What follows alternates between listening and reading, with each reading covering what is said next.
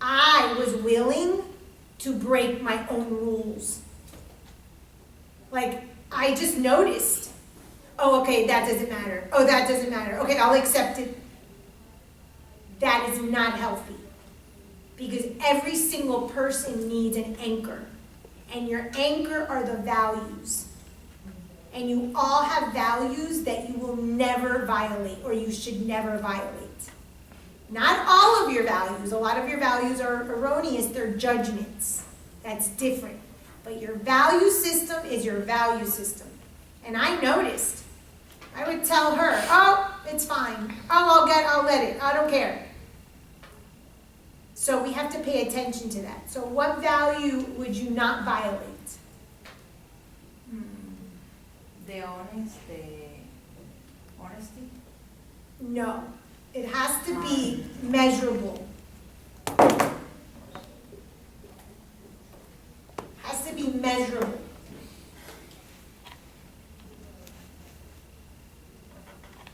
I need to get at least 6 or 7 hours of sleep. Okay. Every That day. is a rule book.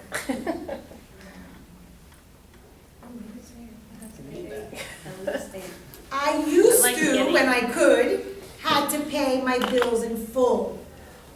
I did not use credit cards. I did not have credit card debt. You're like my mom. That was, for me, a rule book. So one of the points of contention in my second marriage was that I didn't want credit cards. Because I never saw my parents have credit cards, so I was in my late 20s. They never had one. So now that has shifted, and I have to be more realistic based on my situation now, especially being sick. So you shift sometimes according, but the core stays the same. There are days that she's going to have to, especially when her kids were little, that she couldn't get 6 or 7 hours sleep. Her kid is sick. If he wakes up sick tomorrow, she has to. That doesn't mean we're violating. Those are just adjustments. But on the regular, what it is that you do is what it is that you do. And you start your rule book. So what I have clients do is I have them label sections and put in, like in love, like in money, like in maybe sexual activity, work, things like that. The things that they will not. So I had a client, I'll get to you in a second. I had a client who was having difficulty defining like her sexual activity because she was just starting sexual activity. And we sat down and she didn't want to be like titled a slut. So we wrote down what would not make her a slut. And she's like, I'll never have sex on the first date. Great. I will not have, I think it was sex with more than one guy at a time. She wrote down her rules. If you don't know them, you can change your rules, but you at least do them. Tanisha. Non-negotiable abortions unless it involves, without rape, there's no abortions for me. Perfect. Then you put that in your rule book. Absolutely a perfect example. And if you were to violate your rules, then you're violating yourself. You're violating your core values. There's a very big difference between your values and your judgments. Okay? Judgments are the things that you think are right and wrong based on your buckets, and you judge them and everyone, no. Now, if you were to judge your client for having an abortion, that might pose a problem, and you might have to refer out or take a look at why you have that belief system. Doesn't mean you have to change it. Okay? So I have clients at first write out their non-negotiables. I had a client who was an older woman, and she was, I guess she was gay. And she said, she was dating this woman, yeah, that's what it was. And she has anxiety, severe anxiety. And she said, I'm going to stop, not going to continue apologizing for having anxiety. And she wrote that in her rule book. So the next time she had a partner, because his partner had a difficulty with all her anxiety, is she wasn't going to apologize anymore for her anxiety. She was just going to accept that she has anxiety, tell the partner. If the partner has a problem with it, then it's a non-negotiable, there's no relationship. That's where you start.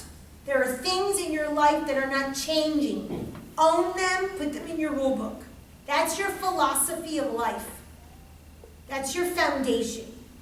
Then, depending on what you're working on in steps 4, 5, and 6, then you add a rule. So now we need Aniela to add a rule about independence. Because her issue here is independence. It really has nothing to do with being excluded or included in the family. Because she defined independence. So what can you put in your rule book about independence?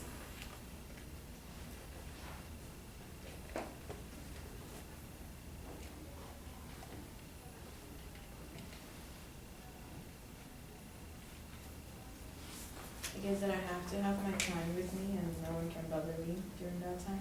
Okay, make it specific and measurable. Each day I will set aside 25 minutes of alone time. For instance, that's just an example. Okay. And then 7 is when you do rituals or ceremonies. So I have a book coming out soon called Witch Bitch, and it's just a bunch of ceremonies and rituals. Ceremony and rituals, like when you do Thanksgiving, or you go to Mass, or for religious people, or you do full moon ceremonies, or you do drum ceremonies. There's so many rituals. All of us are involved in rituals. Okay, right now we're going to go see this comedy play, and what was the ritual when we were in elementary and middle school? There's a play for every like a Christmas play. There's Right, a there were school plays, play. but there were conventions, and we would all get taken to the conference center, remember? And Yeah, then the the auditorium. principal with the auditorium, Yeah. that's a ritual. Single file.